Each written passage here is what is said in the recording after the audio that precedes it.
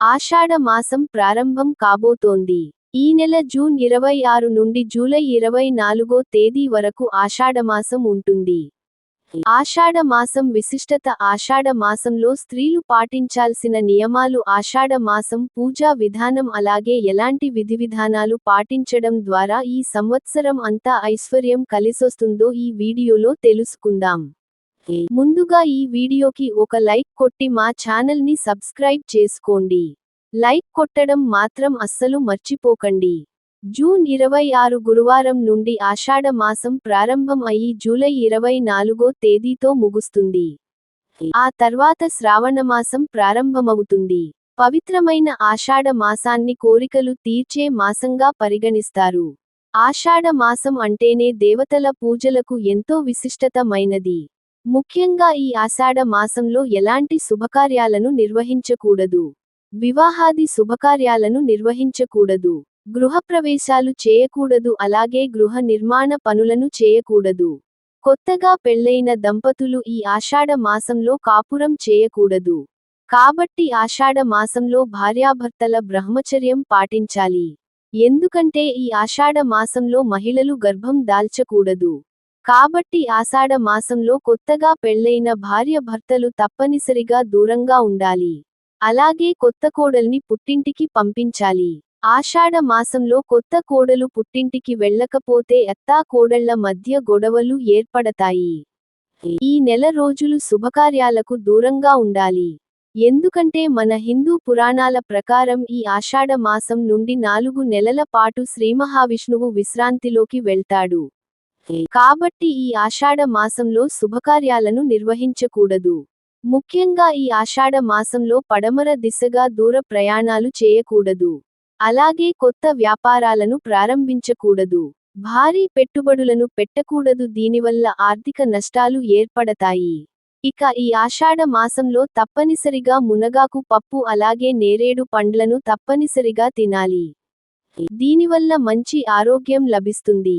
ఎందుకంటే ఋతువులు మారుతున్న సమయంలో మన శరీరంలో ఎన్నో మార్పులు జరుగుతాయి. కాబట్టి మన శరీరానికి రక్షణ ఇచ్చే ఆహారాన్ని తప్పనిసరిగా ఈ ఆషాఢ మాసంలో తీసుకోవాలి. కాబట్టి మునగాకుతో పప్పు తెలగపిండి నేరేడు పండ్లు ఇలాంటి ఆహారాన్ని తప్పకుండా తినాలి. ముఖ్యంగా ఈ ఆషాఢ మాసంలో చెత్తనాన్ని మాత్రం అసలు తినకూడదు. అలాగే ఈ ఆషాఢ మాసంలో ఆకుకూరలు బెండకాయలు వెల్లుల్లి ఉల్లిపాయలు ఈ ఆహార పదార్థాలను మాత్రం ఆషాఢ మాసంలో తినకూడదు. ఇక ఆషాఢ మాసంలో తప్పనిసరిగా ఆడవాళ్లు గోరింటాకు పెట్టుకోవాలి. ఆడవారి అరిచేతుల్లో గోరింటాకు మెరిసిపోతూ ఉండాలి. పెళ్లి కాని అమ్మాయిలు చేతులకు గోరింటాకు ఎర్రగా పండితే మంచి మనసున్న అబ్బాయి భర్తగా వస్తాడట. ఎండాకాలం నుండి వర్షాకాలంలోకి అడుగుపెడుతున్నప్పుడు మన శరీరంలో వేడి పెరుగుతుంది. ఈ సమయంలో ఎన్నో అనారోగ్య సమస్యలు ఏర్పడతాయి. కాబట్టి ఆషాఢం మాసంలో ఆడవాళ్లు తప్పనిసరిగా గోరింటాకు పెట్టుకోవాలి. శరీరంలో ఉండే వేడిని గోరింటాకు తీసేస్తుంది. రోగనిరోధక శక్తిని పెంచుతుంది. ఆడవారికి ఉండే గర్భాశయ సమస్యలు తొలగిపోతాయి. మంచి ఆరోగ్యం కూడా కలుగుతుంది. ఈ ఆషాఢ మాసంలో ఆడవాళ్లే కాకుండా మగవాళ్లు కూడా గోరింటాకు పెట్టుకోవచ్చు. ప్రస్తుతం ప్రతి ఒక్కరూ మంచం పైన కూర్చోనే భోజనం చేస్తున్నారు. కానీ ఈ ఆషాఢ మాసంలో మాత్రం ఎట్టి పరిస్థితుల్లోనూ మంచం పైన కూర్చుని భోజనం చేయకూడదు. ఈ నెల రోజులు నేలపైనే కూర్చుని భోజనం చేయాలి. లేదంటే మీకు రాబోయే రోజుల్లో ఆహార ధాన్యాలకు తీవ్ర కొరత ఏర్పడుతుంది. విశేషంగా ఈ ఆషాఢ మాసంలో పుణ్యక్షేత్రాలను ధరించడం ఇంట్లో నిత్య పూజలు చేసుకోవడం వీలైనంత ఎక్కువగా దేవుని సూత్రాలను మంత్రాలను ధ్యానించడం ఇలాంటి పనులు చేయడం ద్వారా కోటి రెట్లు పుణ్యాన్ని సంపాదించుకోవచ్చు. ఈ ఆషాఢ మాసంలోనే గురుపూర్ణిమ బోనాలు ఉత్సవాలు వంటి ముఖ్యమైన పండుగలను జరుపుకుంటారు. ఈ ఆషాఢ మాసంలో నెల రోజులు పెళ్లి అయిన ఆడవాళ్లు తెల్లవారుజామున నిద్రలేచి ముందుగా ఇంటి ముందు శుభ్రం చేసుకొని తప్పనిసరిగా ముగ్గు వేసుకోవాలి. ఆషాఢ మాసంలో ఇంటి ముందు ముగ్గు లేకపోతే మీ ఇంటి ఐశ్వర్యం నశిస్తుంది.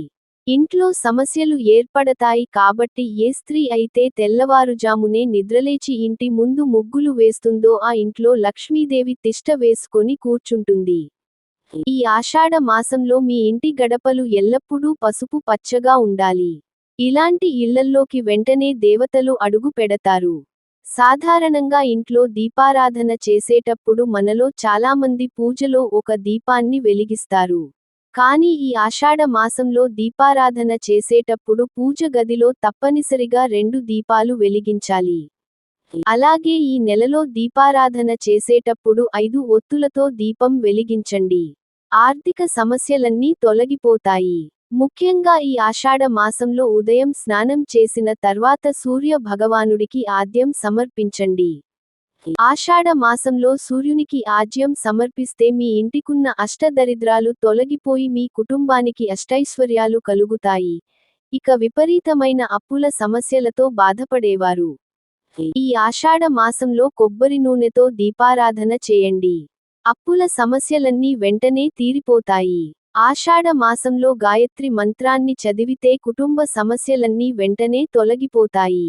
ఈ ఆషాఢ మాసంలో వచ్చే ప్రతి శనివారం నాడు రావి చెట్టుకు 5 ప్రదక్షిణాలు చేసి రావి చెట్టు కింద ఒక దీపం వెలిగిస్తే కోరిన కోరికలన్నీ తక్షణమే నెరవేరుతాయి. ఈ ఆషాఢ మాసంలో గ్రామ దేవతలను తప్పనిసరిగా పూజించాలి. గ్రామదేవతల అనుగ్రహం మన కుటుంబంపై ఉంటే మీ ఇంట్లో ఎలాంటి కష్టాలు ఏర్పడకుండా ఉంటాయి.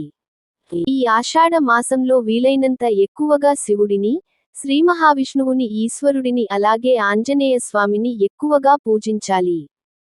ఎవరైతే పూజ దోషాలతో బాధపడుతున్నారో అలాంటివారు ఈ ఆషాఢ మాసంలో శివునికి అభిషేకం చేస్తే జాతక దోషాలు అన్ని తొలగిపోతాయి. ఈ పవిత్రమైన ఆషాఢ మాసంలో తప్పనిసరిగా తులసిని పూజించాలి. ఈ నెలలో వచ్చే ప్రతి శుక్రవారం నాడు లక్ష్మీదేవిని గులాబీ పూలతో పూజించాలి. శ్రీ సూక్తాన్ని చదివితే విపరీతమైన ఐశ్వర్యం కలిసొస్తుంది. ఇక మీ ఇల్లంతా డబ్బుతో నిండిపోతుంది. ఇక ఈ మాసంలో చేసే దానాలకు 1,000,000 రెట్లు పుణ్యఫలితాన్ని పొందవచ్చు. ఇక ఈ ఆషాఢ మాసంలో నీటిని వృధా చేయకూడదు. ఎవరైతే నీటిని వృధా చేస్తారో అలాంటి ఇళ్లలో పేదరికం ఏర్పడుతుంది.